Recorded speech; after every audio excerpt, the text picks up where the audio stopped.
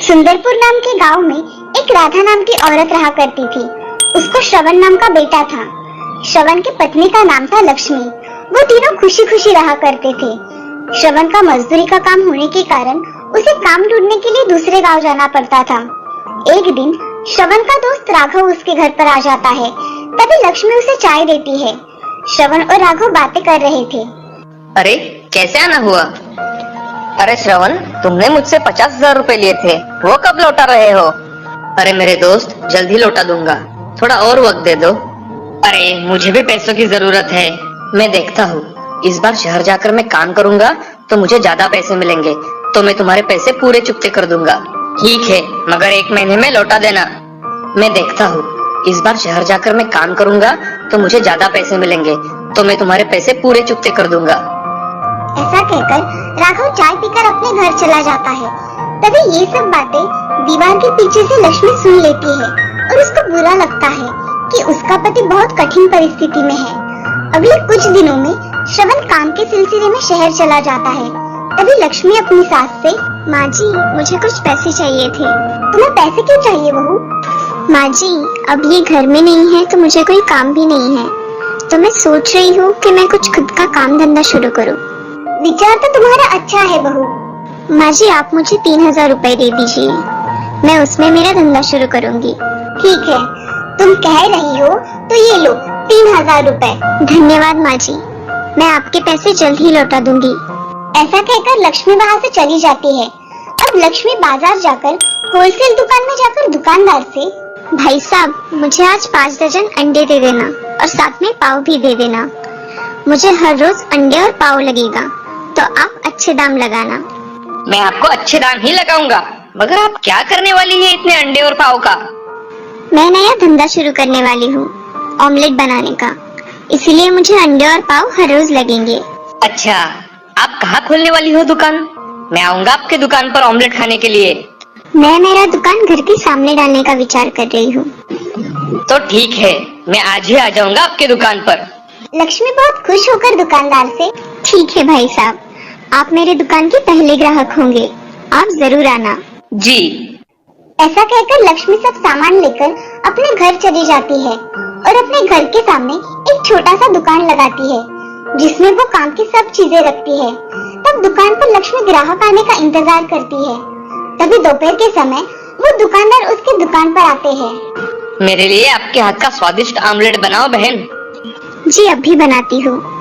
ऐसा कहकर लक्ष्मी बहुत ही अच्छा ऑमलेट बनाकर दुकानदार को देती है।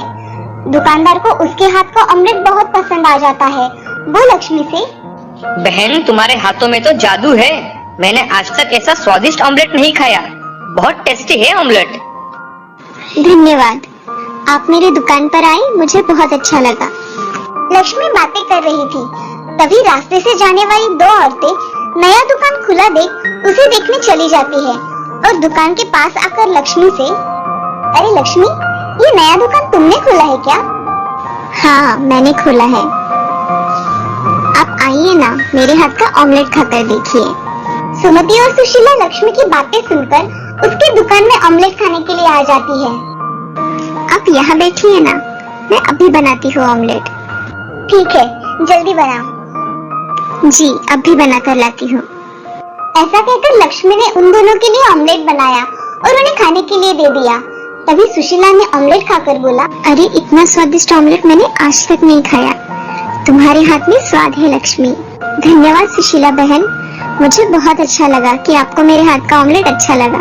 लक्ष्मी ऐसा कहती है और थोड़ी देर में सुशीला और सुमति लक्ष्मी के हाथ का ऑमलेट खाकर चली जाती है। उस दिन लक्ष्मी का धंधा अच्छा हुआ था। दूसरे दिन उसने सुबह से ही ऑमलेट बेचने का धंधा शुरू कर दिया। काम पर जाने वाले लोग तथा सुबह का नाश्ता करने के लिए बहुत से लोग उसकी दुकान पर आए। दुकान में इतनी भीड़ देख लक्ष्मी की सास डर गई और वो लक्ष्मी से, अरे लक्ष्मी, तुम इतने ऑमलेट बनाकर कैसे दोगी? चलो आज मैं तुम्हारी मदद कर देती हूँ। हाँ माँ जी, आज मुझे आपकी मदद की बहुत जरूरत है। राधा लक्ष्मी की मदद करने चली गई। दोनों ने मिलकर उस दिन सारा काम किया। उस दिन लक्ष्मी अपनी सास राधा से, माँ जी आज मेरा दिन बहुत अच्छा रहा, आज बहुत कमाई हुई है। हाँ लक्ष्मी, आज दुकान पर बहुत ग्राहक आए थे। हाँ माँ जी। चलो अब घर में जाकर आराम करते हैं। हाँ माँ जी चलिए। ऐसा कहकर दोनों सास बहुएं घर में चली जाती है। लक्ष्मी का धंधा आज अच्छा होने के कारण उसने पैसे गिनना शुरू किया और उसमें से अपने सास से लिए हुए पैसे अलग निकालकर बाकी के पैसे खर्च के लिए रख दिए। थोड़ी देर बाद लक्ष्मी अपने सास के कमरे में चली जाती है और अपने सास से, माँ जी मुझे आपसे कुछ बात करनी थी। हाँ बोलो लक्ष्मी, क्या बात है? माँ जी आज मेरा धंधा बहुत अच्छा था, इसीलिए मुझे आज मुनाफा भी बहुत हुआ है। ये लीजिए माँ जी आपके 3000 रुपए। अरे बहू, मैंने तुमसे मांगे थे क्या? नहीं माँ जी, मेरे पास आ गए तो मैंने आपको दे दिए। ठीक है, अलमारी में रख दो।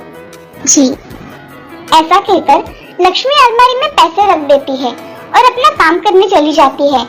लक्ष्मी का धंधा अब बहुत अच्छी तरह से चलने लगा था। कुछ दिनों बाद दिवाली आने के कारण श्रवण अपने काम से छुट्टी लेकर घर आया था। सब घर में खुशहाली छाई थी, मगर लक्ष्मी को श्रवण उदास उदास दिखाई दिया। एक दिन लक्ष्मी श्रवण से, क्या हुआ है? आप घर पर आए हैं तब से बड़ी चिंता में दिखाई दे रहे हैं। कुछ नहीं लक्ष्मी, ऐसे ही सोच रहा था। क्या आप मुझे बता नहीं सकते? कुछ नहीं लक्ष्मी, थोड़ा पैसों का टेंशन था, बाकी कुछ नहीं। पिछली बार हमारे यहाँ राघव भाई साहब आए थे, तब उनकी और आपकी बातें मैंने सुन ली थी। आपको उनके पैसे वापस करने हैं ना? हाँ लक्ष्मी, मैं यही सोच रहा हूँ कि मैं उसके पैसे सारे कैसे वापस करूँ। मेरे पास सिर्फ 25,000 रुपए है और सर पर अब दिवाली भी आई है। लक्ष्मी उठकर अलमारी में से पैसे निकालकर श्रवण के हाथों में रख देती है और उससे कहती है, ये पैसे आप ले लीजिए, मैंने आपके लिए ही जमा किए थे। अब राघव भाई साहब को ये पैसे आप दे आइए। मैं ये पैसे नहीं ले सकता। जो मेरा है वो सब आपका ही है, इसलिए ये पैसे राघव भाई साहब को दे दीजिए। और रहा सवाल दिवाली मनाने का, तो बाकी के पैसों में अच्छी दिवाली मनाई जा सकती है। श्रवण को उस पर गर्व महसूस होता है कि उसकी पत्नी कठिन परिस्थिति में उसके साथ खड़ी रही। अब ये सब कमरे के बाहर खड़ी उसकी सास देख रही थी और मन ही मन बहुत खुश हो गई। अब श्रवण राघव के पैसे वापस करने के लिए उसके घर चला गया। अरे राघव, मुझे तुमसे कुछ काम था। अरे आओ ना श्रवण। तभी श्रवण राघव के घर में चला जाता है और राघव से, अरे राघव, मुझे तुम्हें कुछ देना है। क्या?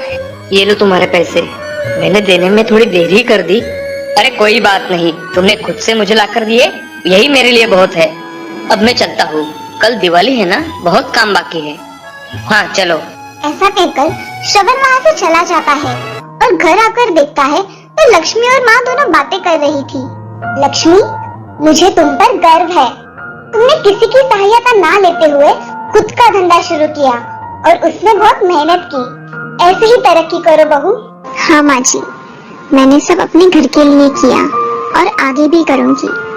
लक्ष्मी चलो, आज मेरी ओर से हम दोनों साड़ियाँ खरीद लाते हैं। जी चलिए माँ जी। तभी श्रवण वहाँ आ जाता है। श्रवण की माँ श्रवण से, अरे श्रवण आओ, यहाँ बैठो। हाँ माँ, कहो। मैं सोच रही हूँ तुम अब काम पर ना जाकर घर का ही काम संभालो। बहू का ऑमलेट का बिजनेस बहुत अच्छा चल रहा है, उसको भी मदद हो जाएगी और घर भी दिखना हो जाएगा। हाँ माँ, मैं भी यही सोच रहा हूँ। ऐसा हुआ तो बहुत अच्छी बात हो जाएगी। चलो अब दिवाली की तैयारियां करते हैं। ऐसा कहकर तीनों दिवाली के काम में लग जाते हैं। अब लक्ष्मी का पति उसके साथ उसका धंधा संभाला करता था। ये देख लक्ष्मी बहुत खुश थी।